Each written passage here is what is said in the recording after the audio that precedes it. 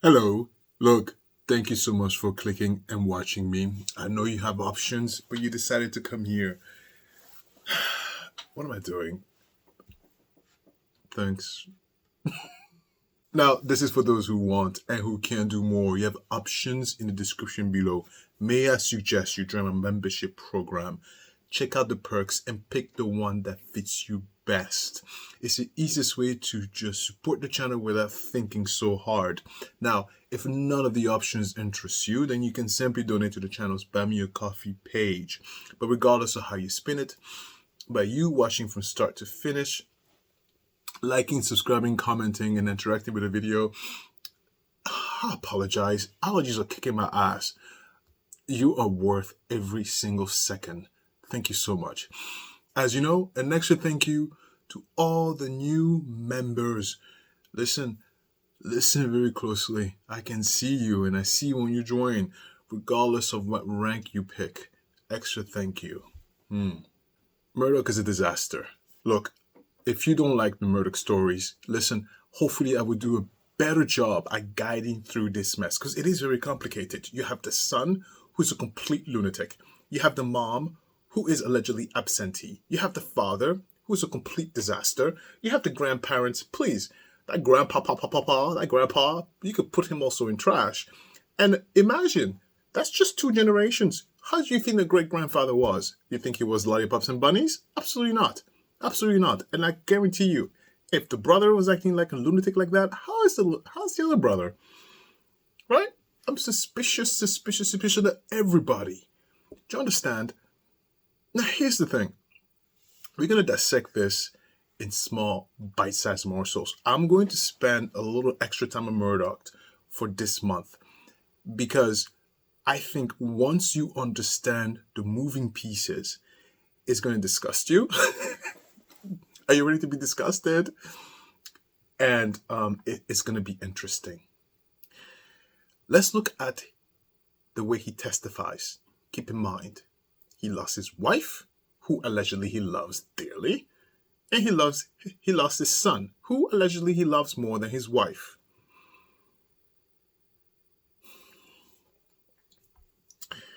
For those who are new here, I am Alistair Hanzekyo, and this is my point of view. In case you want to judge me a little too hard, just keep in mind, this is just my opinion on this crazy mess called Murdoch. Murdoch. What a frog.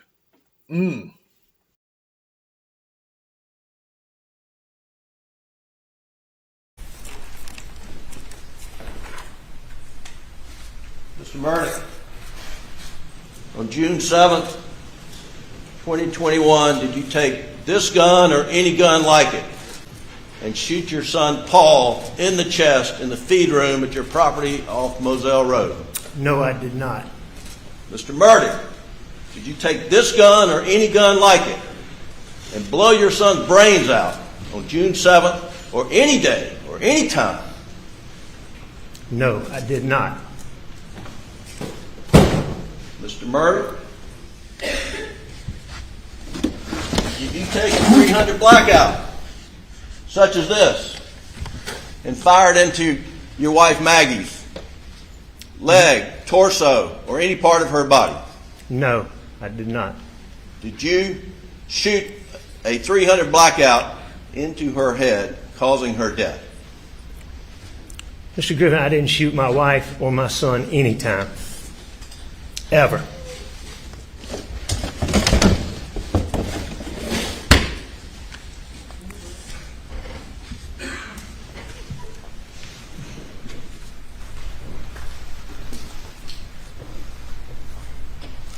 Mr. Murdoch, is that you on the kennel video at 8:44 p.m. on June 7th, the night Maggie and Paul were murdered? It is. Were you in fact at the kennels at 8:44 p.m. on the night Maggie and Paul were murdered? I was. Did you lie to Sled Agent Owen and Deputy Laura Rutland on the night of June 7th and told them that you stayed at the house after dinner? I did lie to them. So, he said during the interrogation in the car, he admitted right here in front of us that he lied to the detectives.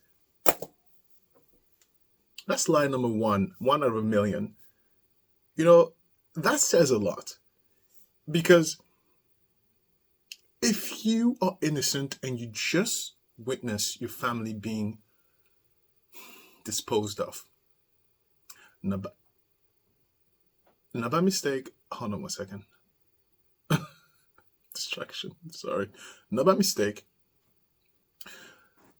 And then the police comes and you start lying? What are you hiding? We all know why we lie, right? We lie because we're trying to hide something, right? This is not the time to make a lie if you're innocent. For something of this severity, no. Especially if you're allegedly sober, allegedly have all your marbles, lying does not come into your forefront if you have nothing to hide. The defense team understands this concept. That's what they put him on the stand. Because they are trying to clear his name. The person talking to him now is his defense lawyer. Idiots. ADS. You know why I call them idiots? Because listen, we'll continue. But you need to prep your client beyond prepping. Murdoch, you're not sleeping tonight. You're going to prep and rehearse this thing by heart. I lied to authorities the day my family got murked. Did you lie to Agent Owen and Agent Croft on the follow-up interview on June 10th that the last time you saw Maggie and Paul was at dinner?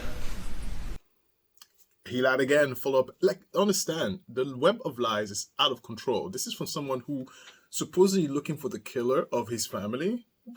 What? Why lie? I did lie to them.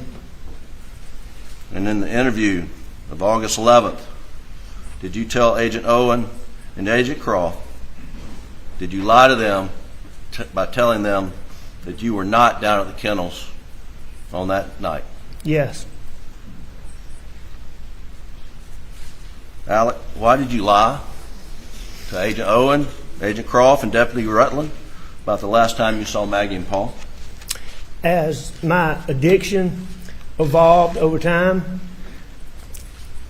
I would get in these situations or circumstances where I would get paranoid thinking.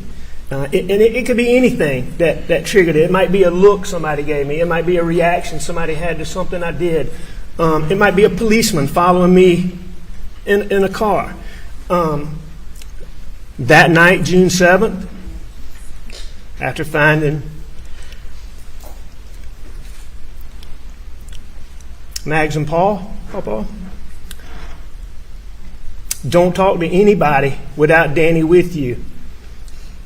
All my partners were just repeatedly telling me that. I had a deputy sheriff taking gunshot tests from my hands. I'm sitting in a police car with David Owen asking me about my relationship with my wife and my son. And all those things coupled together after finding them, coupled with my distrust for SLED, caused me to have paranoid thoughts.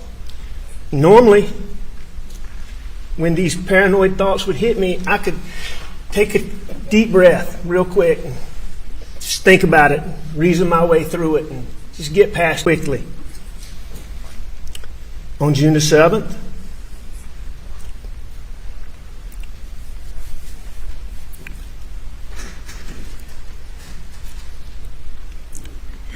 I wasn't thinking clearly.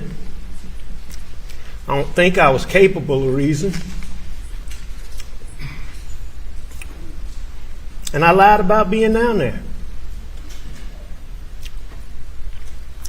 And I'm so sorry that I did.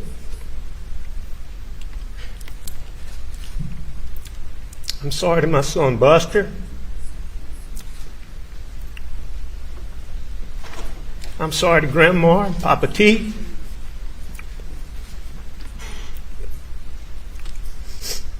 I'm sorry to both of our families.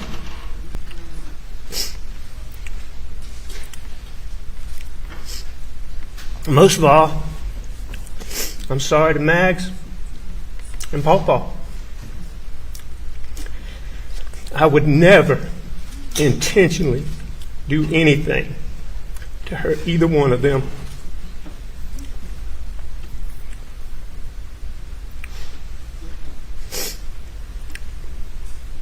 Ever. Ever. Did you continue lying after that night? Did you not? But once I lied, I continued to lie. Yes, sir. Why?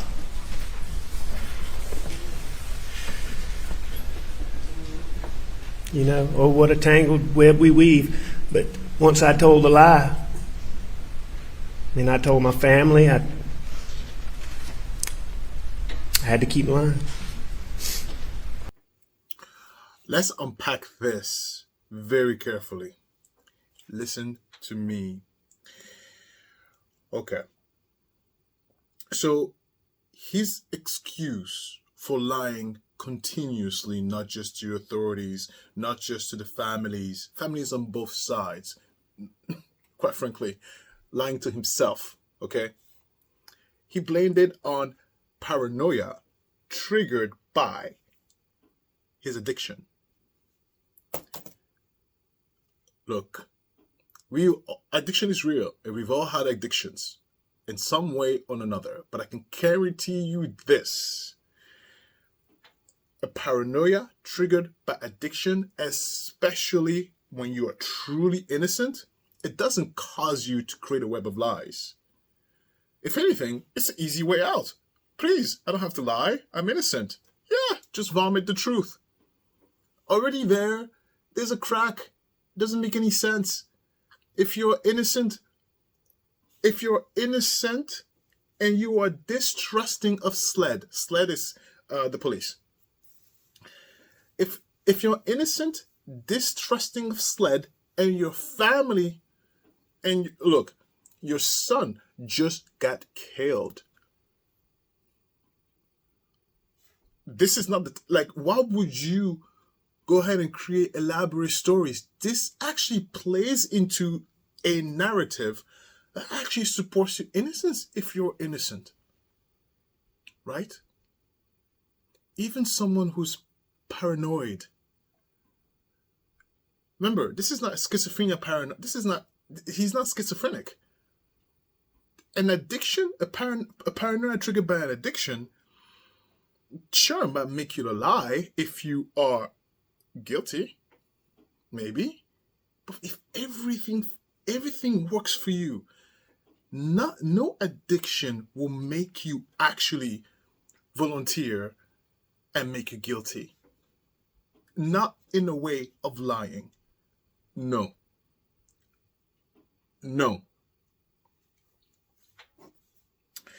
Another thing also to pay attention to, the distrust from SLED. Listen, the South Carolina law enforcement, the Murdoch family is a prominent family that deals in legalese. They are lawyers.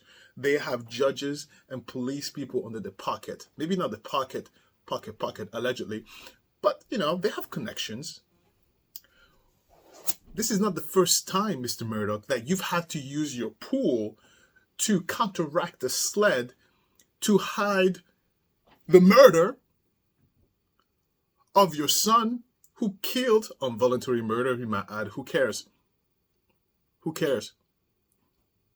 Murdoch's son, the one who's dead, killed another teenager.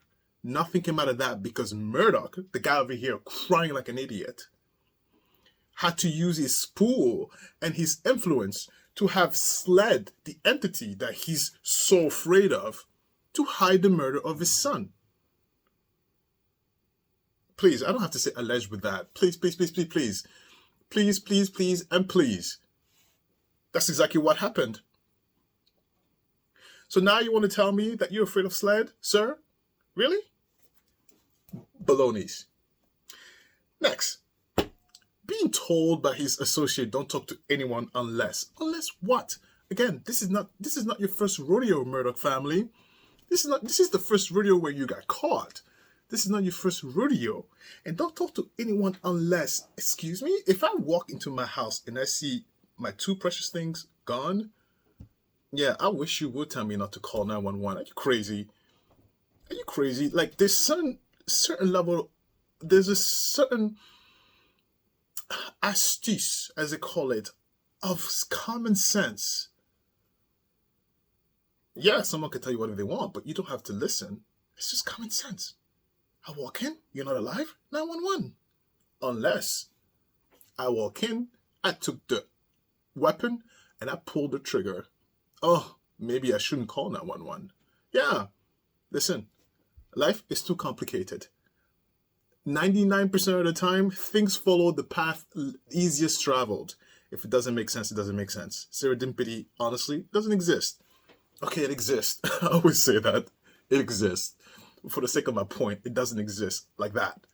So the chances are, no, he is guilty, allegedly.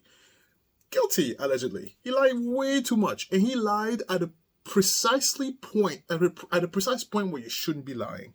The death, the day of, the moment of. Where were you when your family got slaughtered? Where were you? Lied not once, not twice, not 3 times, not 4 times. Oh, please, he lied like he breathes.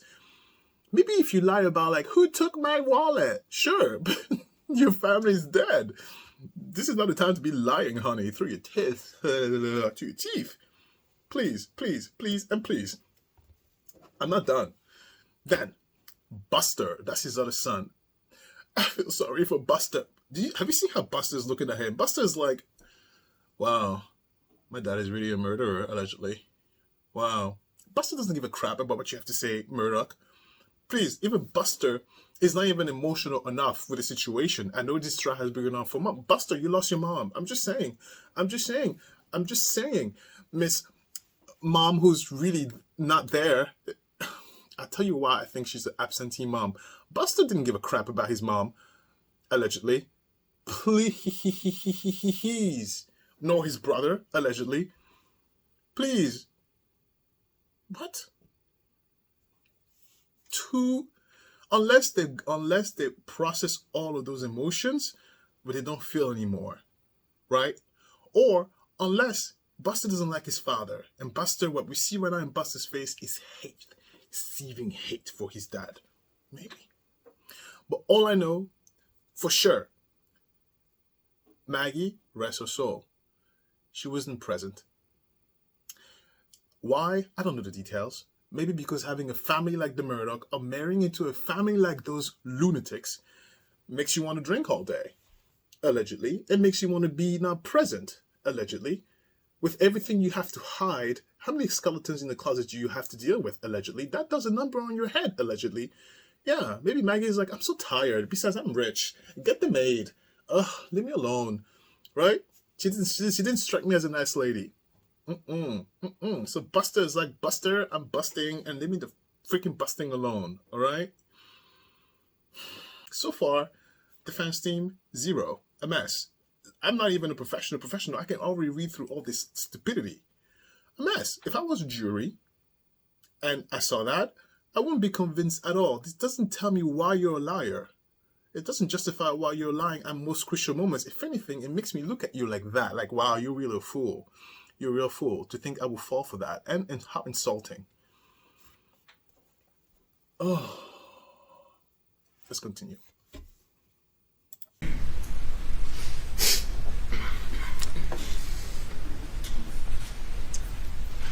Alex, tell the jury what happened on the evening of June 7th, starting when you met with Paul.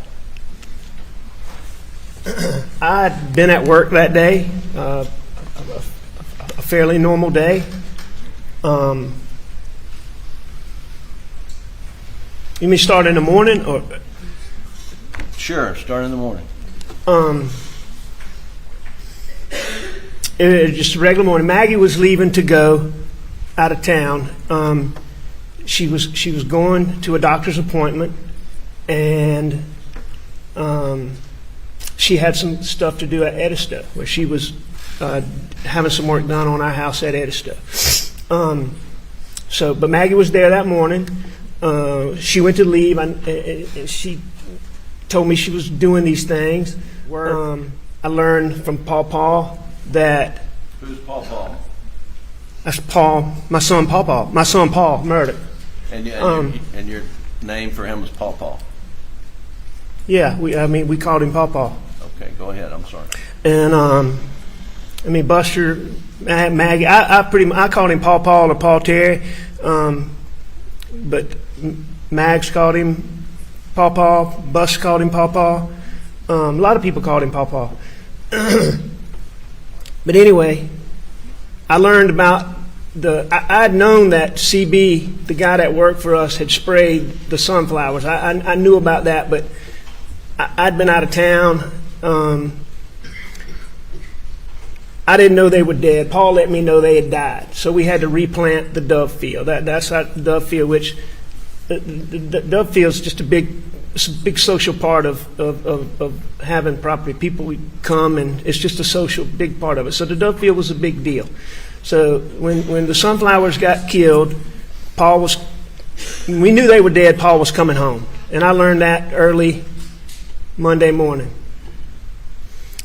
And and we'll catch back up. But at some point in time, did you meet up with Paul? Yeah, after work, I met Paul at the property. And we're going to backfill and talk about more of the day, but I just want to focus in on that evening right now. Okay. When Paul gets to the property, what do y'all do? First thing we do is we go to the dove field, and we look at the dove field. And how did you get to the dove field? He had come in my brother's truck. We got in my son Buster's black pickup truck. We called it Buster's truck, or the black pickup truck. You've heard it called too, but I call it Buster's truck. Okay, so you're in Buster's truck, and you go to the dove field. Tell the jury what else. Well, that's the first thing we do. We go to the dove field and we look, and it was clearly it didn't. You could tell they were. You could tell they'd been sprayed, and you could tell they were dead. They might have still had a tiny bit of life, but they were dead. So we knew that. So we knew we had to replant the whole field. So that didn't take but a second. But after that, Paul.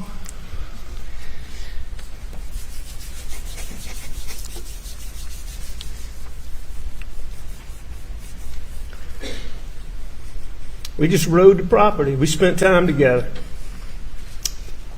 We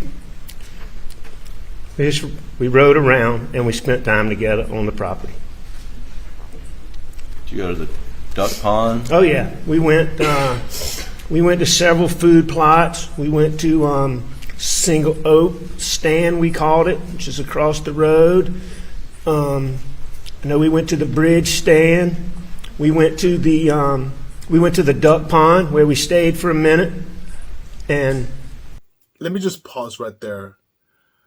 I want you to look at his other son's reaction when Murdoch starts describing an intimate moment with Pawpaw. With Paul. I'm being nice with my words. I don't like Paul. Anyway. Paul is dead. Doesn't mean he's supposed to be dead, but Paul is dead. All right? He's dead, unfortunately. I don't like Paul. Anyway. Look at the brother. Uninterested. That's why I told you in the first part. I don't think he was anywhere at all emotionally attached to his brother nor his mom. And clearly not his dad. He's not interested. He's there just for what? For show? For show. He's there for show. I wonder, is he upset that his inheritance is squandered? Is he upset because now his name is completely tarnished? What is he going to do for a living? Look, I don't want to spend too much time on him, but that's important. That's important because that shows you in-between line between the family dynamics that you and I will never know, truly. The in-betweens. This kid doesn't like his father. This kid feels absolutely nothing for his dad, for sure. His brother and mom, maybe you can speculate. He cried enough. Too fresh. Especially when he's recollecting an intimate moment. What? You feel nothing? Just to bite your stupid nails and giggle schmiggle and what? No. But this is not even why I stopped, because Murdoch is telling you, he's telling you what the true story is. So the defense warped him into like, okay, look, we got to tell the jury that you're not a liar, even though you totally are. So we're going to explain to them why you lie, and they're going to tell them what the truth is, and then you'll be free. Pompous. Listen to this.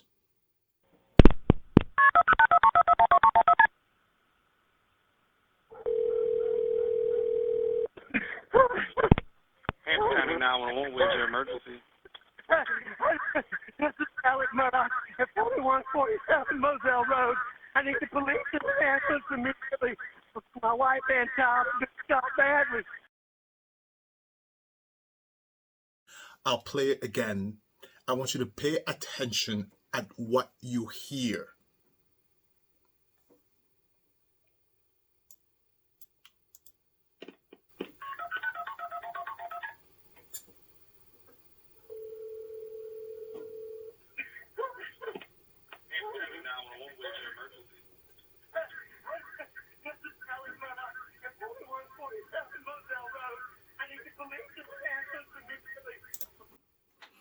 Okay, I'm going to play one more time, but wait, pay attention. I'm going to give you what I heard. We heard the phone ring, nothing in the back. The police answers, and then we hear Murdoch.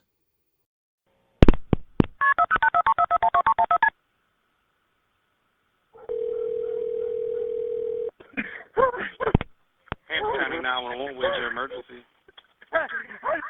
This is Alex Murdoch at 4147 Moselle Road. I need the police to answer immediately. My wife and child got badly. Okay, did you catch that? I didn't catch that until I was like, oh, wait a minute, I hear a ring. If I hear a ring, that means it's being recorded. Oh, please. If it's being recorded when it rings, that means it's listening to what we're saying. I didn't even know, and I had to Google it. Yeah, 911 phone calls are recorded the moment it is dialed. This effort. You can hear the dog barking in the background, but you don't hear Murdoch frazzled state. And the moment the police dispatcher picks up, hello, what's your emergency? Then he puts on a show of hyperventilation.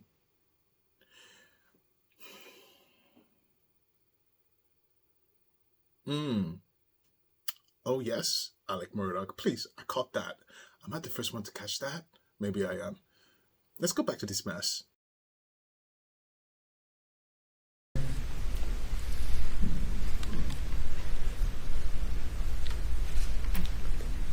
Did you, I can remember the duck pond specifically because I had helped Paw plant the dove field and the corn in the dove field. So sunflowers, corn, and I had helped him plant the corn in the dove field.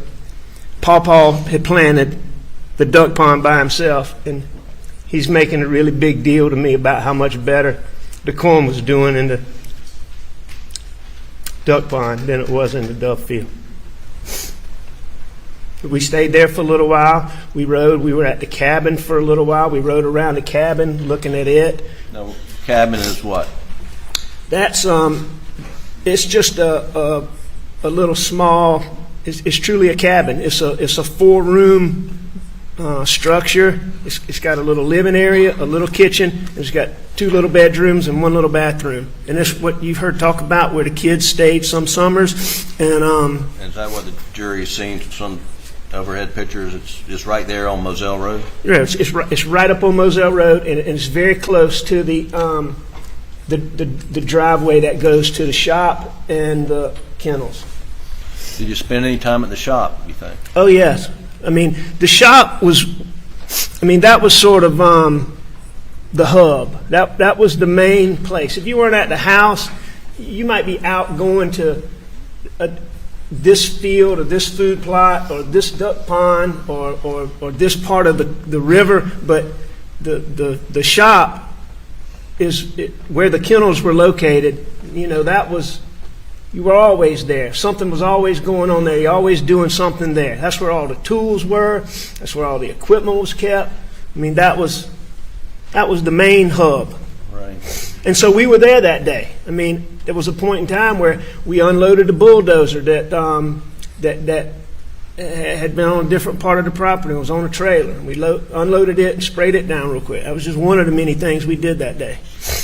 One of the things the jury's seen, Alec, is a Snapchat video of you and doing something with a tree. Do you remember that? Oh yeah. And so what was happening there?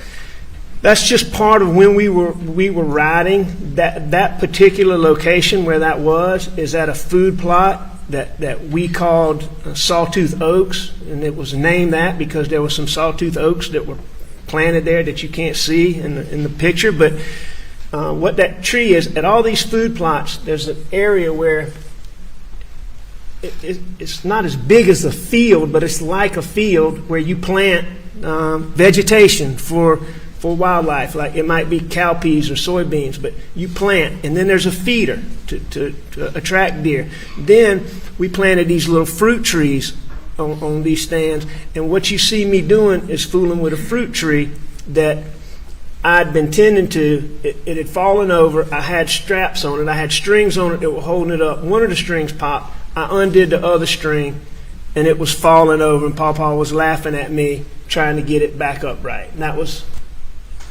just a fruit tree that I'd been dealing with for years. And it wouldn't stand up straight. And were you and Paul having a good time at that point?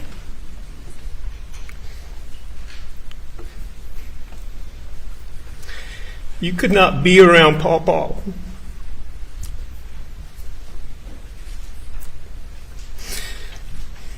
You could not be around him and not have a good time. Lies. Please. I've told you his son, the disaster. His son killed someone. Her name is Mallory. Bring it on, the stew sticks. Please. His son killed someone. Her name is Mallory. Do you know what he did? He drove a boat completely intoxicated against all reason. And Mallory died because Pawpaw was being an idiot. And this is not even the first rodeo. He not only was abusive to his girlfriend, allegedly sexually assaulted her according to what she was saying. Please make it sound like he's an angel. Out of your mind. Have your mind. And look, another thing, and the reason why I point this out is because this, if he's trying to redeem himself for lying, why are you lying now? No, your son was a terror, a drunkard, a complete terror, and he was underage. Do you understand, Dad? Your son was an underage drunkard who killed someone and sexually assaulted, allegedly, his girlfriend. Please, if not sexually assaulted, he insinuated it. You can read between the lines. And if it's not that, he physically assaulted her. This is your son, Mr. Murdoch. So shut up with this attitude of like, oh, my son, my son, my son. You didn't even like him. You didn't even like him. I'm telling you, this testification of trying to clear his name of his lies is complete horse poop. Complete horse poop. It actually makes me very angry. Do you know why it makes me very angry? Because, look, as a parent, it's your responsibility to listen. You can only control your kids up to a certain point. But when you have that kind of money and that kind of pool, you put your foot down and you tell that raggedy son of yours, listen to me very closely here, Papa. You want to play with me? Look, that boat of yours, it's not yours anymore. Listen, I'm going to send you, I don't know, to school of the rich kids, spoiled brats, where you mop toilets out there until you learn responsibilities. Yeah, maybe I'll put you there. You know what? All you drinking that you do, no more drinking. How about that, Dad? How about that? Oh, wait, Dad is too busy making money. Mom, where are you? No, listen to me. This is very important to me because he is putting a lot of unnecessary pressure on his deceased son. He's not even man enough to take responsibility for at least being a not present father, in a sense of, look, your underage kid is drinking out of control. What are you going to do? What are you doing? Drinking with him? Please, you can look it up the internet. It's all over the internet. Drinking with his underage son. You think he didn't know about him killing Mallory? Please, he knew about that because he was very involved, him and his stupid grandfather. Look, this is a legacy of narcissist men who all they do is pretend like, oh, look, I got all the money in the world. Nobody can say no to me. I get away with whatever I want. I'm going to say alleged, big plastered thing. No, please, he didn't like his son. He didn't want his wife. He was like, this isn't me talking, all right? Save your judgment. I get the insurance money. Perfect. Oh, my God, this stupid son of mine. He's really annoying. Off for him. I have another one. Please. He thought he could just get away with it. No, this one is just too big to get away with. Thank God, right?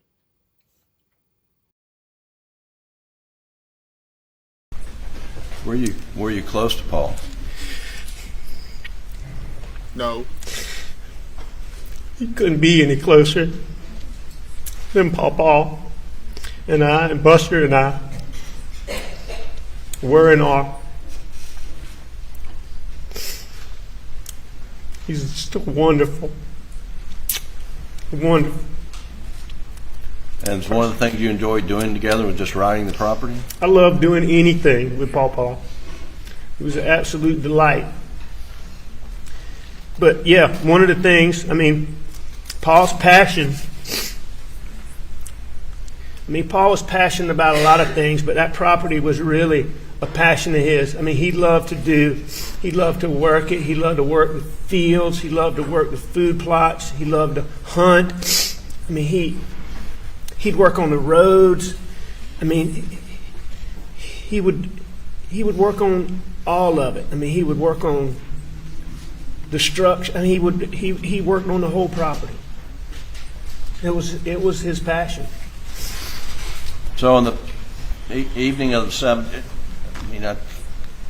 jury's been inundated with data from various different sources, but sure, just ballpark.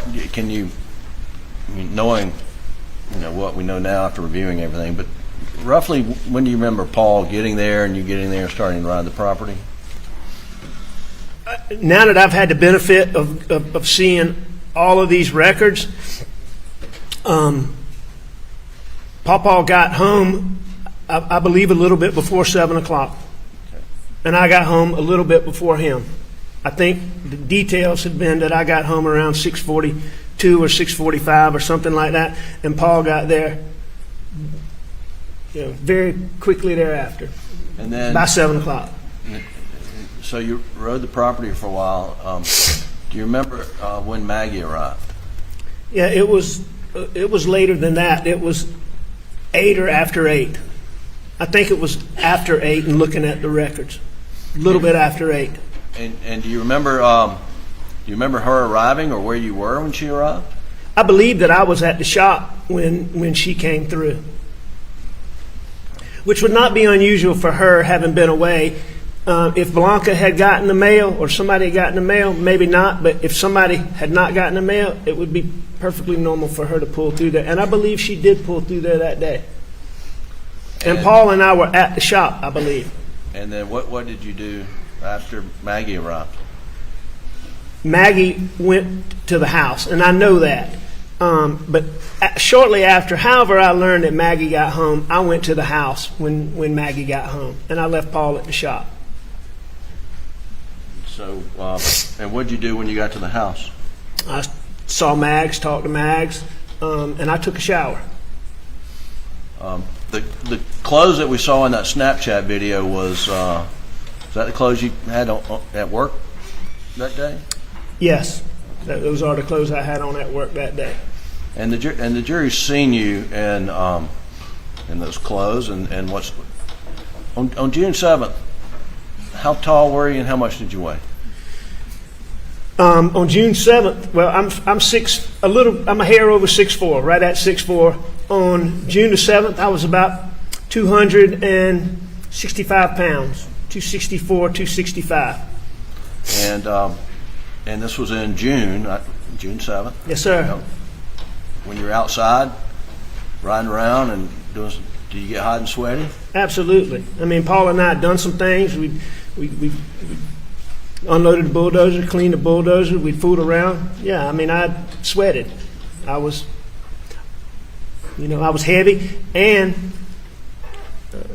taking prescription pills also makes you sweat worse, or at least taking oxycodone makes you sweat more than you normally do. So was it unusual for you to take a shower when you got back to the house? Not at all. And after you took a shower, what did you change into? I changed into the clothes that you've seen in this trial, shorts and the shirt. Okay. Already I have a question. So, because that white shirt and those shorts that we saw you in, this is after your wife and son were killed. In the interview, you said, like, oh my God, my wife and son, and I went there and I checked, and there was no blood on your shirt. So now you're telling me that you were taking a shower. Listen, please, 1 + 1, 2, right? You take a shower. I'm sure you could hear a gunshot, let alone 2 gunshots. What's that noise? What's that noise? Right? And you start act like, hello, hello, hello, hello. Ah! Right? No. This man took a shower, changed his shorts and shirt, looked for his family, didn't care, saw their bodies there, and called 911 and acted the way he acted, like I told you on the phone call. Do you understand how that doesn't make any sense? There's something missing there.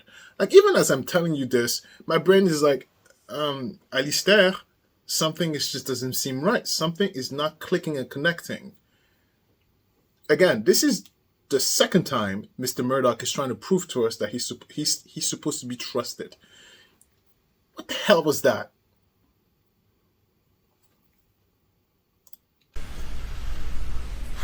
When you got out of the shower and changed clothes, what'd you do next?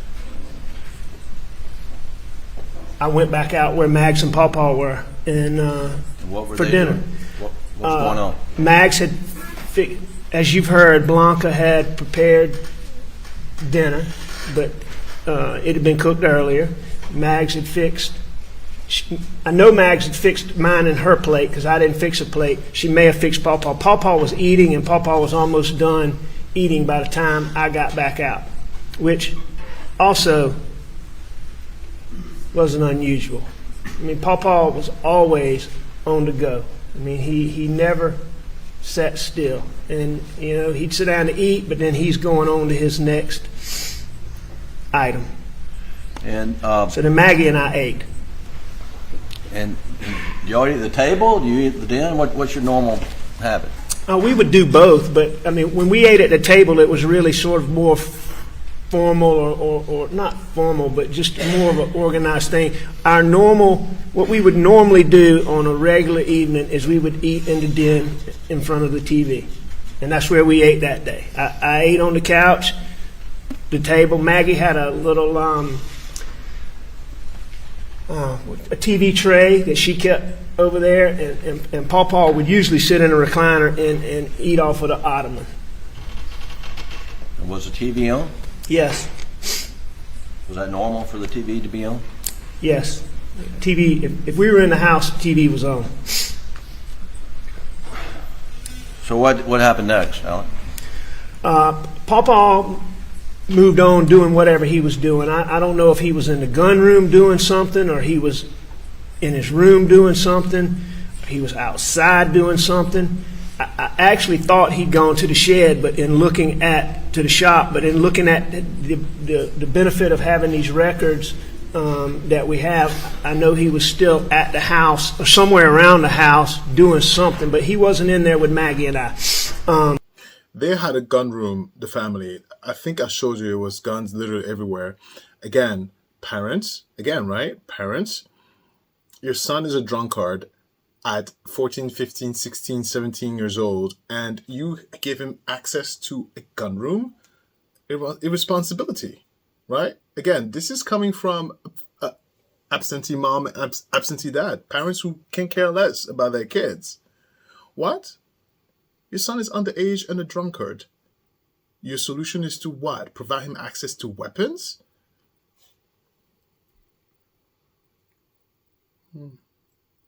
Father of the Year, trying to convince me he's a good person.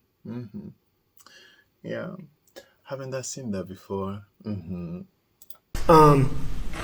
But Maggie wanted to go to the kennels, and I had eaten dinner.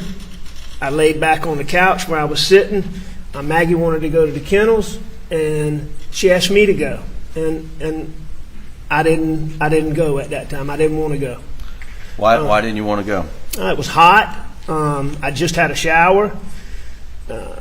I knew I'd end up doing more work, sweating more, and the dogs is always a chaotic scene, and I just didn't want to go right then.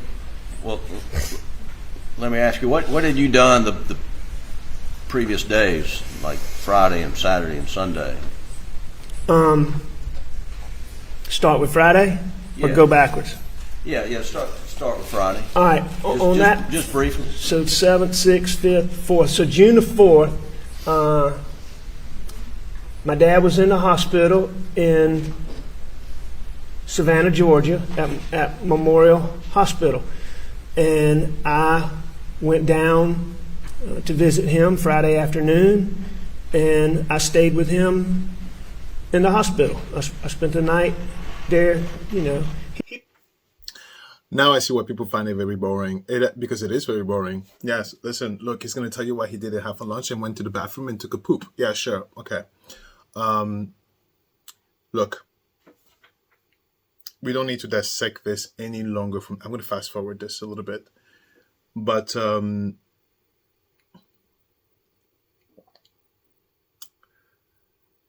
reason why the reason why this thing gets me a little extra infuriated is because Mallory's dead. And a family lost their daughter. I have a daughter and I'm trying to project, and when I hear stuff like that, it just hits a little string because I don't know what I would do if, if a powerful family down the street kills my daughter. Yeah, I think I would go broke suing, but you know what? At that town, they were the law. They controlled the judges. They controlled everybody. I would have gone to the Supreme Court. I don't know what I would have done, but just looking back a little bit, listen, Murdoch, someone's child is dead.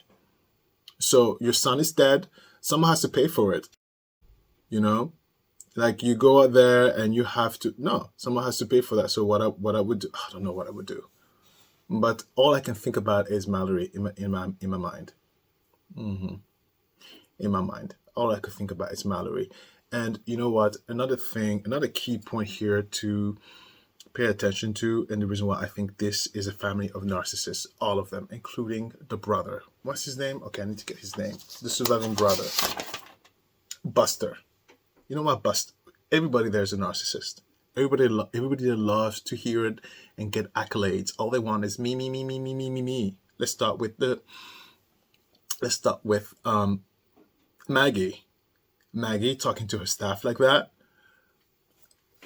Maggie, it's like encouraging her kids to drink, her underage kids to drink, not caring about any other complaints. Like, hey, Maggie, your kid is only 11 years old. What are you doing? Really? Maggie, really? Okay, that's one. Second, look at the grandpa. The grandpa and the whole lineage up there just twisting the arm of the law to do whatever they want. What? Then you have, what's his name? Papa. You have Papa over there, who's a complete raging lunatic. Violent. If he doesn't get his way, he just flails. What? Wants to be center of attention. This family with all this money. Look how rich my dad is. Look how rich I am. Look how much money I have. Everybody love me. Everybody like me. Me. Look at my acreage. Look at my house. Oh my God. Right? And then, wait, I'm not done. Then you have Mr. Alec Murdoch here. Wife and son are dead. Oh no, you know what he does? Oh please, he goes through a gambit of disastrous scandal. Look, always saying this is a tame version. Do you know that he hired the ex-coworker of his, for whatever, a client? He'd hire someone he knew to pretend to hit him like a hitman and fake his own for the insurance money. Oh please. Yeah. This is someone who's not a liar and a caring father. Look at the body of work. You know, when someone tells you one thing, it's one thing. But when you see the whole picture, listen to the picture. Chance. It is chance. But it's such a low percentage that it might as well not exist. You know, the likelihood of you being hit by lightning is what it is, but most likely you're not going to be hit by lightning. If it happens, then you're very unlucky. But most of the time, you know, you're fine. You can walk out and run. You can run outside. We won't be hit by lightning, most likely. But that's my point here with this serendipity situation. Chance is no chance. These people are monstrous family. And if they were not monstrous family, they allow their influence to be monstrous-ish, right? All of them. Rotten. All of them. Garbage. Look at Buster. His mom and brother's dead. Eating his nails like he's bored. Oh, I'm here for what? Why am I here? Where's my inheritance? Where's my money? Are we going to be broke? What am I going to do? Get a regular job? And by the way, listen to me. That Papa and his attitude, where do you think he learned that from? You don't think Maggie was not abused? You don't think Murdoch didn't abuse XYZ? You don't think this pattern of abuse is not something he saw or mirrored? What's going on behind closed doors? You don't think that girl, Grandpa, Grandpapa, help me out, please. Grandpa. Yeah, that's what's the most irritating about this, is that the average nice person has no idea of the behind-the-scenes situation with these monsters. Just dive a little bit to the surface, and it's a complete mess. And the irony is they spent all this time and money to try to contain this, but no, they laid this off, and everything is coming out. So here's one of my questions to you. I'll talk about it during the live, but when you understand the level of dysfunction between all the kids and Maggie, does that change how you feel about the death of Maggie and Papa? Let me know in your comments. I'm curious. What do I think about that? No, I think even though as evil as they are, as evil as they might be allegedly, I don't think that death is warranted. Absolutely not. Come on, it's a life. Are you crazy? No. But I wouldn't blink too hard if someone said, yeah, I don't really care, because you also justified, because these are horrible monsters. Like, would you care if Derek Brooks suddenly passed away tomorrow, allegedly? No, I don't think you'll care that much. So it's the same principle. So no, I wouldn't blink too hard if you said, oh, I don't really care if they're alive or dead. But, my personal opinion, because he's still a boy,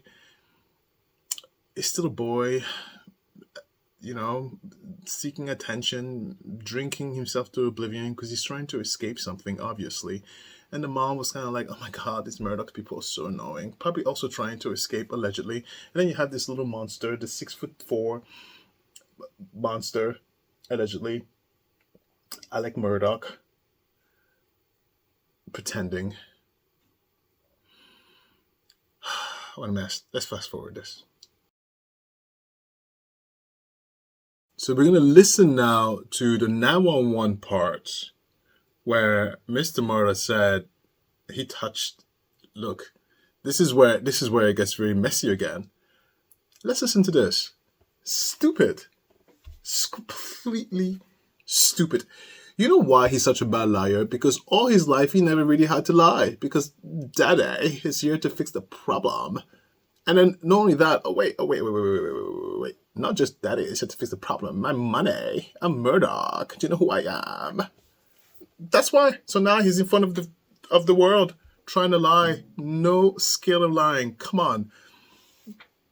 But you know what? Okay, enough. Stop talking else there. Okay, look, let's press play. Do you have your flashes on for me, Mr. Murdoch? Yes. Okay. I don't want you to touch them at all, okay? I don't know if you've already touched them, but I don't want you to touch them just in case they can get any kind of evidence, okay? already touched them, trying to get to see if they were breathing. Not. I've already touched them, trying to see if they're breathing. But listen, he told us he lied. All right. And you saw the video, right? If you haven't, his shirt was spotless clean, not a single ounce of red blood. You get your brains blown out, honey, there's blood everywhere. Please, you get shot 6, 7 times all over the body, honey, there is blood everywhere. You want to touch me? You're going to be red. But no, Mr. Murdoch was clean. But he said he lied. Now let's see what he has to say about that. Not. Alec, that second clip starts at 22:13, 10:13, 58, and you're asked, you're told don't touch them. Had you touched them by then? Yes, And that way you told the 911 operator. it is. And can you say exactly during that 6, 7 minutes when you actually touched them? I know I touched Maggie.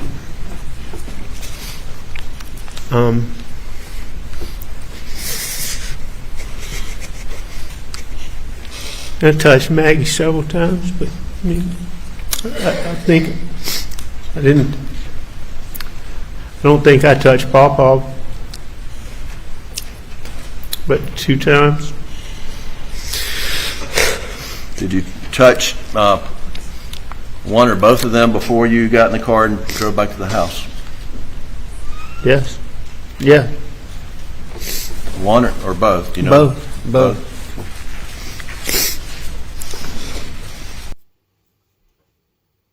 Guys, this confirms to me that's a liar.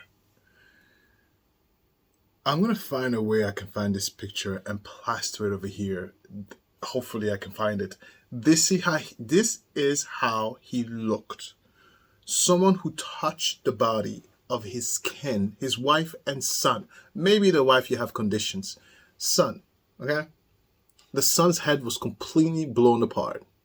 The wife was shot in multiple places, 5 places, but one of them is right here.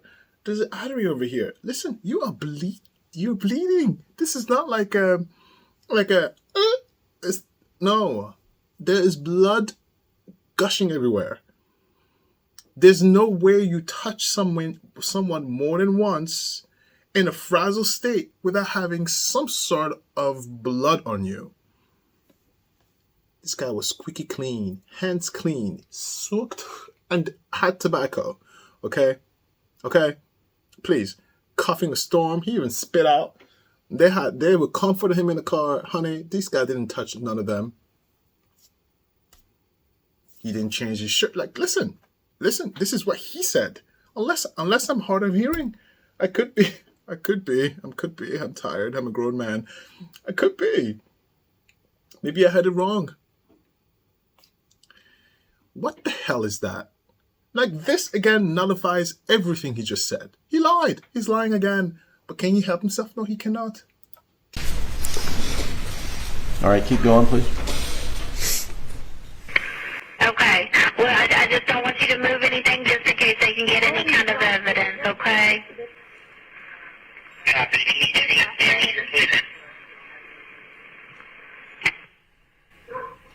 Oh.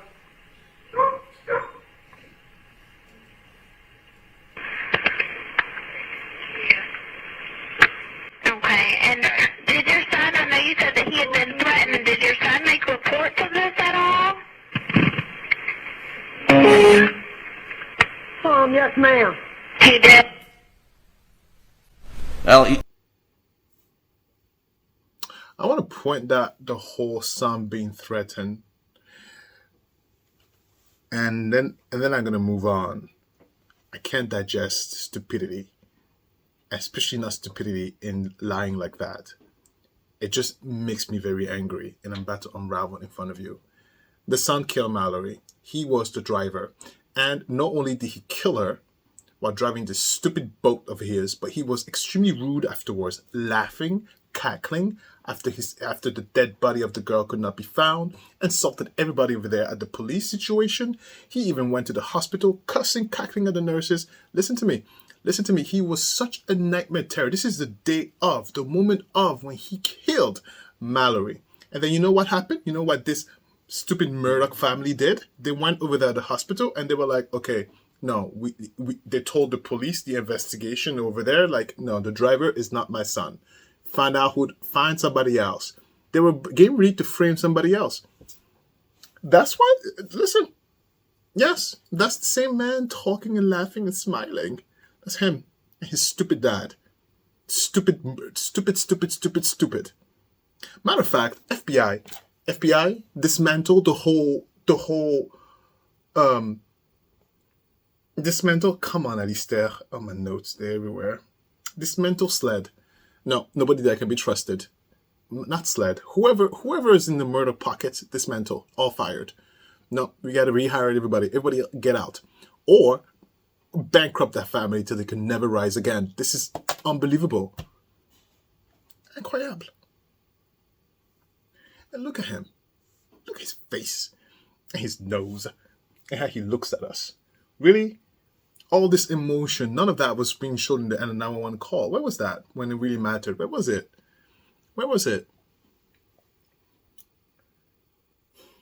Al, you informed the 911 operator that Paul had made reports of these threats. What are you referring to? I just know that it had been reported. I don't know that. I don't believe there was any formal police reports or that type of thing. But it had been reported, and it was well known. It wasn't well known. It's because his family had. It wasn't well known. There was no threat towards his son. It was in the process of his family concocting a situation to get this murderers of their son, Pawpaw, out free.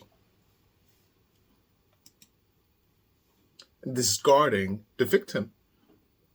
What about Mallory's family? They have yet to get justice for their daughter. No, this Pawpaw guy being murdered. Okay, fine, you could call it justice. I wouldn't call it justice because it would be justice if someone said, this is for Mallory. Sure. No, he died for nothing. How about justice for my daughter? How about that? Your death does not bring me justice. No, it doesn't. It wouldn't because I would want you to die with the name of my daughter on your chest. Sure.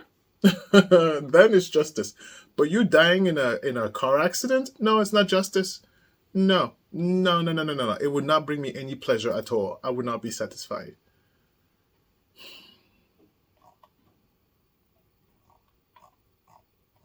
At 10:40 p.m., you did a Google search or a Safari browser search for Whaley's at Edisto while your wife and son are laying dead on the ground. Did you do that? No. Whaley's is a restaurant at Edisto that we ate at. A lot of times we got takeout from a lot of times, so I'm assuming it was in my search history, pulling up the restaurant, and I obviously was trying to call people or dialing, and I hit that. I wasn't doing any Google searches. And is one of the persons that you dialed that night a wedding photographer? It's a guy named Brian White. I saw that on the call log. Brian White's a guy who was in my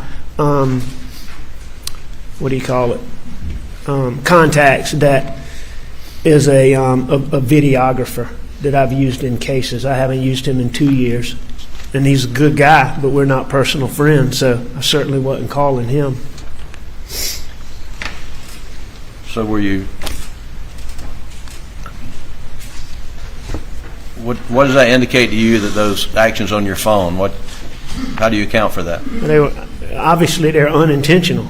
I'm doing something with my phone trying to call people, but I'm not trying to call those people. I'm not doing a Google search for any Whaley's restaurant, and I'm certainly not reading any text.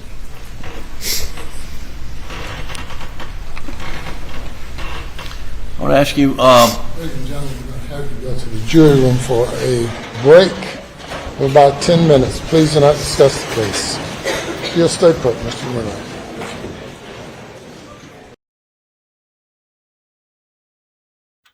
Look, this situation is big, is heavy, and is quite boring in certain situations. But I would dissect this as best I can in multiple parts. So follow this. I'm going to stay on the Murdoch for a while.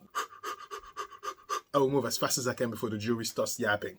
But listen, he said something that was very, very key at the beginning. And I didn't cross it out because I want to bring it up here for the final thought. He said at the beginning, I would never intentionally hurt Maggie and Pawpaw. Ever. Ever. Listen, one thing I know from having nieces and nephews, they lie all the time. The teenagers, they lie. A liar will do everything to convince you. Yeah. I didn't do it. What am I looking at? My timer. Okay, I'm on time. A liar will do anything to convince you. And someone who's innocent usually don't try to convince. They convey. They tell you as it is. There's no real afterthought. There's no real second thought. They just speak truly. There's no devious intention. There's none of that. This definitely wasn't the first time that he had intent on hurting those two. Maybe not to the point of causing their death, but there was definitely a motive there. Someone will use intentionally if there was no intention. No, I didn't do it. Would you hurt Chris? No. Now, would you kill Chris? Absolutely not. Not like, I would never intentionally kill Chris. Are you out of your mind? Think about how that sounds. Right? And this is a situation where he was coached by his defense. The defense coached him. Bet you he didn't sleep. And that's the best he came up with. More lies and more manipulation. His narcissism runs really deep because they never had to deal with someone telling them no. And this is a family that's run by men. And as far as I know, it's the Murdochs. They're all men. There's not a single woman there who has the mantle of counsel or head prosecutor or whatever. No, it's all the men of the family who run the show, and they run the town, and they run all this. Please, I'm telling you, you put yourself in the echo chamber loud enough that you're amazing. You're the best. You're the best. You're the best. You're the best. Sometimes if you are programmed to think like that, then you start to believing that, and then it gets over to your head, 100%.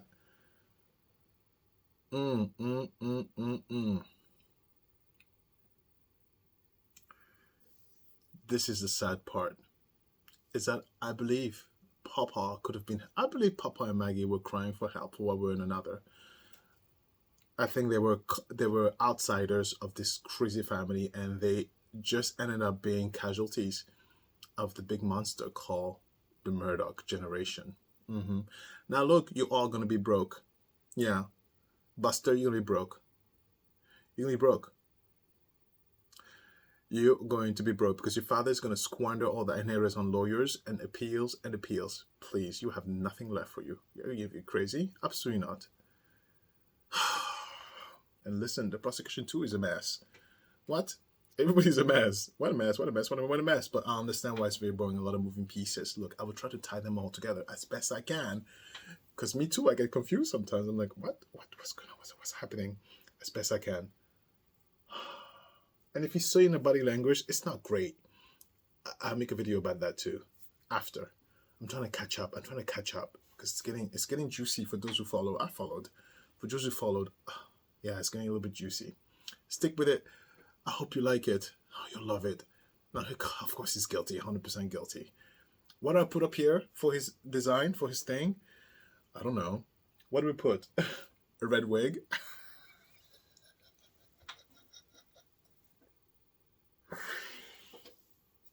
Can I tell you a secret?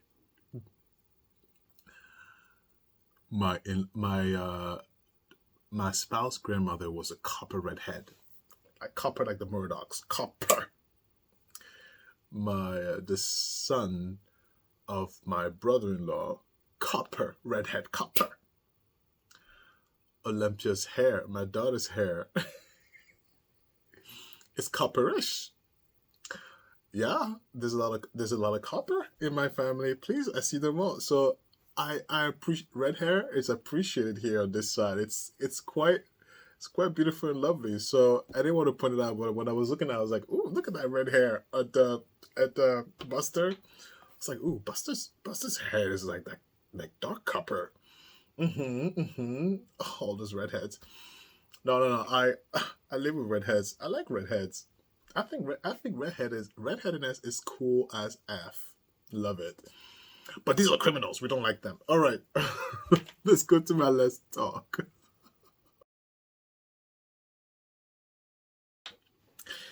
I'm going to share an interesting story with you, and it relates to when you have powerful families, you have the responsibility to do the right thing always, because you don't understand the effect that does on your legacy, your progeny.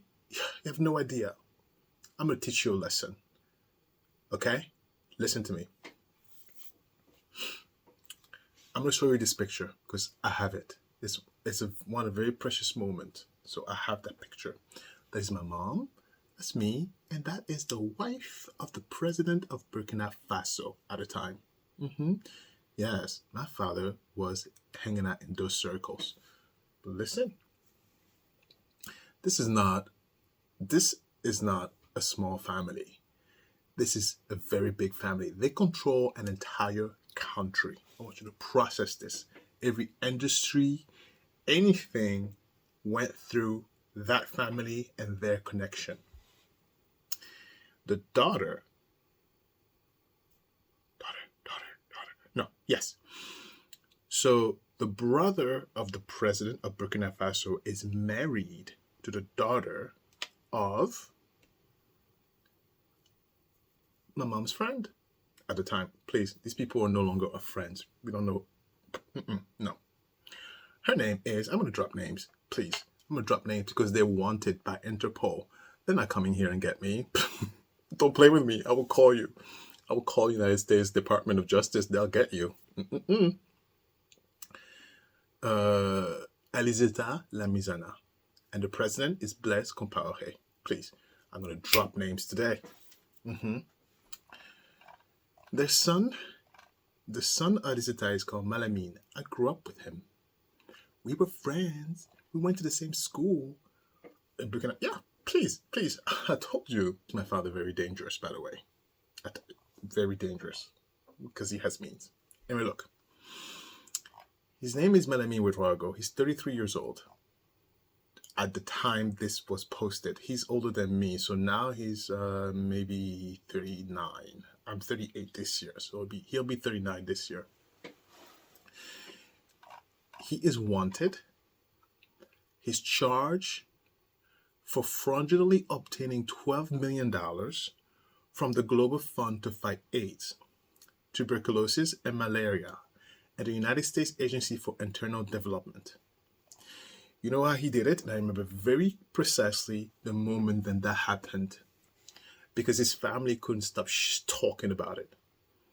He started a business, and the business had to deal with NGOs and helping the poor in Africa. Helping them how? By providing this revolutionary mosquito nets laced with something. And he would sell them to NGOs. But turns out they were not mosquito nets. They was just cloth. He embezzled $12 million by selling literally cloth to NGOs who specifies in helping impoverished communities to protect them from malaria. Tell you how evil that man is. Okay? So he takes the money. His family brags about it. Look how awesome and wealthy my son is. Look at that. Please. Okay? The U.S. is like, what? The U.S. is after him. And United States doesn't play. I never dealt with the government, but you don't win. So the U.S. is like, oh, okay, well, I guess we'll go after you, mom. Not my mom. His mom. So U.S., the hand of the law goes very far. Started freezing assets left and right. And so what did she do? She also went on a run. The mom, the whole family had to literally move whatever left of their assets somewhere else. Swiss banks. I can tell you this, please, America, the US knows that already. But at the same time, keep in mind, when this happened, when he stole this money, the president of Burkina Faso at the time, Blaise Compaoré, was still very much president. So he had protection from a state, from the head of state of a country. This man, Malamine, was running around France being a complete jerk. What kind of jerk you mean? The same kind as Murdoch? How? Same kind as Papa? Assaulting everything that breathed? Please, it was an open secret what he was doing. Yeah. If you were a girl, run. What? How many times did they try diplomatic immunity? Because of what? Because he's related to the president of Burkina Faso? Please. A cascade of disasters over there in France.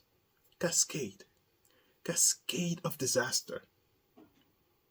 So, of course, when you are at that level of, like my dad or my uncle is the president of, right? You act as if like the world is yours, right? And you have all this money, you act stupid. So the US is looking for him, and they found him, and he had to go on the run. And he went back to Africa. He went on the run, and then he disappeared. When he disappeared, I'll post the link in the description. You can read it yourself. But he disappeared somewhere in Africa, and now his whole family is living in hiding. From who? The United States of America. That's why it's really funny to me, because I can drop names. Oh, please. I can drop names, because what are you going to do? Like, you knock on my door, I'd be like, 911, he's here, and I get, how much do I get? I don't know. Go to Interpol. He'll tell you how much you get. I think it's 5 million. Yeah. And so if you're a family of influence and means, it's your responsibility to not break the law. I'm sorry, I've said it. It's important you don't, because the cascade is beyond, the ripple effect is just beyond you. And the kids grow up knowing, please, at a certain age, you start to know, I guess we live kind of nice. No. So long story short, the whole family, they once lived the high life if they're in Africa. And because they, in a twisted mind, they had no opposition. They had no one to say, I don't like that, don't do that, this is not good, this is not ethical. They had no checks. And so they lived their life as if they ruled the world. And the US said, no, honey, I'm the United States of America, darling. I rule the world. Because the president of Burkina Faso, he had to go into exile in France. His government was toppled, including with the topulation, including everything that whole family built, frozen assets. Yeah, they are all poor. Are they poor? I don't know. But they're living on the run. They're all living in hiding. How do you hide a head of state? Like it's like, I can hide if I want to. You can hide, but if you are, I don't know, Amber Heard, can you hide? Your notoriety makes it very difficult to hide. And but it's so crazy to me how this is someone I know, someone I grew up with, someone who spent our entire youth flaunting his wealth to us. I have more money than you. Look where I went. Like, please. But we didn't care, because we had a bigger fish to fry, like our dad. We didn't care. But it goes to show that when you are of a particular family, you have the utmost responsibility. If you're anybody with affluence, you have to be careful. Just burped. We're friends. We're friends. I can burp in front of you, but I'm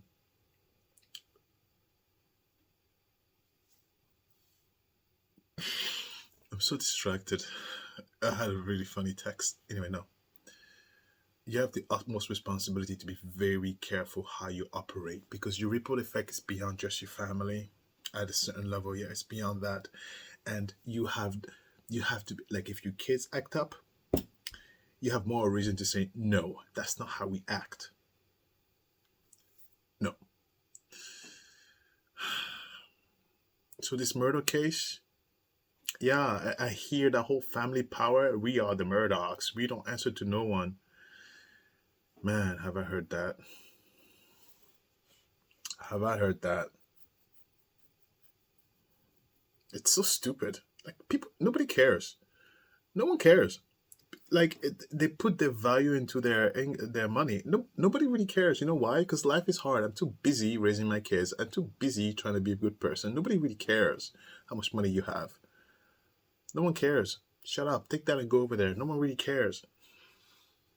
What people care about is how you make them feel. They remember that. And they remember how, like, they remember that. They don't care about your money, but they remember if you're a jerk, if you're an asshole, and they remember when you do the right thing. Integrity is everything. Do you understand? If you don't have integrity, you don't have nothing. I'll tell you another story, and then I have to go because I have to edit. Oh, honey, please, I have a lot of work to do. I came really late. Oh my God, we almost died in a car crash. Long story short. Too long. Oh, too tired. I'll tell you that tomorrow or another time. What was I saying? I don't remember what I said.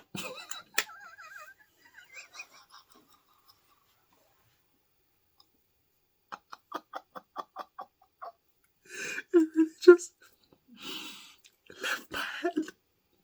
It was right there. It's gone. I don't remember. Oh my God. Oh my God. Oh my God. These allergies. I can't breathe.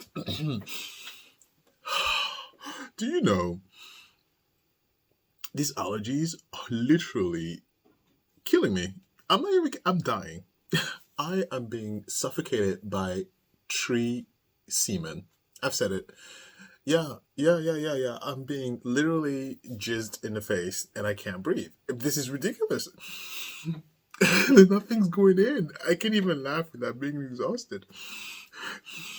Oh my God, what a disaster. This is me medicated. I don't understand. It's February. What's going on? Frost?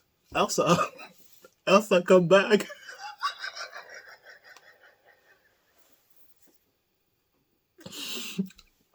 I'm only laughing because the other day it was really cold and I was like, Elsa, put your fingers away. Now it's pollen. I'm like, Elsa, come back. Freeze them. Put the pollen away. Elsa is probably eye rolling her eyes at me right now. I can't breathe. This was exhausting, just laughing at but if I breathe my mouth, then my throat closes up. Oh my God.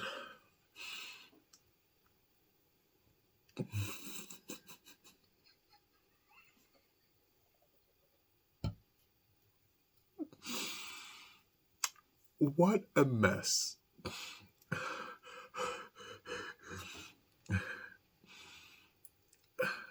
I don't know why I'm so silent. I have no idea what's going on. I think because I'm catching my breath.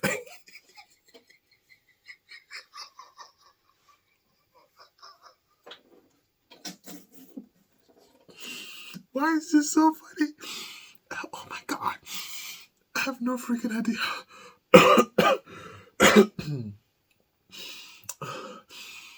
I have to use so much muscle to breathe. My allergies, I have prescribed medication. I get them bad. And my airways are clogged up. I already took my steroid. Yeah. So there's not much I can do. I have a last resort, which is a nebulizer. But there, better. Oh, what a disaster. Anyway, guys, that's it. Yeah, you want the name of the person? The name? I'll give you his name again. Malamine Ouedraogo. It was his mother's name. Alizeta Lamizana. Yeah. Or Alizeta Ouedraogo. You pick. Name of the president? Blaise Compaoré. You can Google them all day. You can read the story. He's a crook. His mom is a crook. The president is a crook. President of Burkina Faso. And everybody else is a crook. They can't come and get me. I'm in the United States. The U.S. is looking for them. What are they going to do? What are they going to do?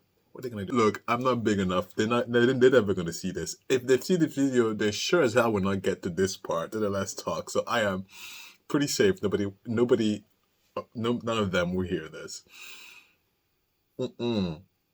That's why during Let's Talk we can talk poop. Because people who are looking to sue us are not going to wait for an hour just to get the proof. They'll be like, oh, first 20 minutes? Oh, he's just Murdoch. All right, let's go. Yeah, please. It's our little secret. That's why we can talk smack during Let's Talk. Nobody else is here but us. Nobody but us. We can talk smack. Except the YouTube. The YouTube is always listening, so I can't curse quite comfortably.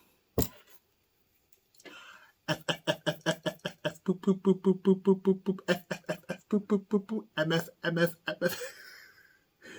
Okay, I'm having too much fun now because I have to edit. You don't understand, it's really late. I don't think this video is going to come out today. I don't think I'll edit in time. So, I'll make it for Wednesday. For Wednesday. You know when I talk like this? Did I tell you the story where I got this? But hello, my name is Alistair. I talk to you Wednesday. And did I tell you this story where that voice comes from? Oh my God. I tell you this story, then I really have to go. So, you know, my group during my younger days, Ty, Maurice, Johnny, and we were together all the time, okay? Sometimes I'm like, wow, what? We were really together 24/7, 7 days a week? 5 days a week. I went to class. Some of them, the others didn't. I went to class. Because I paid for school myself. And I had these very annoying parents who were like, oh, you pay for school yourself? Like, yeah, I'm not taking a dime from you because I don't want to be controlled. Get out of here. No, I pay for school myself. And I went to school. And besides, I really love my major. I love school. I love learning new stuff. And had a really colorful dating time. Yeah, college was fun, honey, okay? Anyway, what else? Oh, right. So, that voice. So, a lot of the times, because we were together a lot when we were partying in New York City, and when we get together, we are so stupid. And we each had a voice. We each had like a alter ego, and sporadically whoever got into the mood, the others have to bring the alter ego. And let me tell you, in the subway, people thought we were insane. Please, I did it the most. It's like, Maurice, what are we doing? Where are we going? Are we going to the Urge? You're gonna have an Urge? It's a bar. And then they all had to follow. And then we were we were just acting like full-blown persona change. It was so fun. I'm so thankful there was no Facebook or social media at the time, so there's no video of us acting a fool. But some people thought we were like performers. Some people clapped and gave us money. Honey, we took the money. What do you think? Yeah. Like, here's $5. Oh, thanks. Please. But it was only for own entertainment. And my voice was the S's. Stop it. Every day, all day, Wednesday. Do you know what we're doing today? Leave me alone, okay? I don't know what you're talking about. Stop. Leave me alone. Where are we going to Urge? So my persona was the obnoxious school. The obnoxious schoolgirl. That was my persona. It was really funny. It was absolutely hilarious. The obnoxious schoolgirl was really funny. And what was Ty?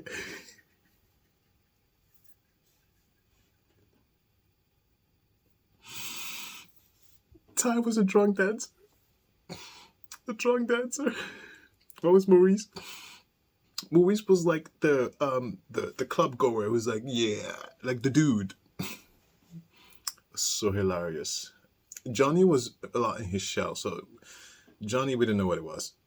Because he had to, like, he was always the last to join us into the antics. I think he did it because we were keeping character until we got to the destination. So he was like, okay, fine. But Johnny didn't have one. He was just alter his voice. It was different every time. But ours were pretty consistent. So funny. It was really funny. And we would use that voice when we like, if we're in a situation we don't like whoever we're like dating. I picked a young schoolgirl. I don't know why I picked that. Because the most ridiculous. Big black man with muscles. Acting like a young schoolgirl. What? Run. Something's wrong with this guy. Run. It was the best way to get away with dates. Like, oh, I don't want to be here. I don't want to be here. All day. All day, every day. Okay, I gotta go. I'm so sorry for annoying you again with my stories, but, you know, sometimes it just reminisce. Yeah.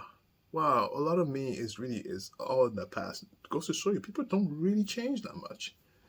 Murdoch. Liar. I gotta go. Look at the time. It's 15 minutes. More than that. Are you insane? Oh my God, I would never edit in time. This is a disaster. This is never gonna happen. I'm already exhausted. I'm exhausted. No, you're getting a video on Wednesday. I'm exhausted. Look at this. No way. There's no way I can edit this now. What? You know what? It's 3 hours per edit. Okay, darling. This is not happening today. See you Wednesday.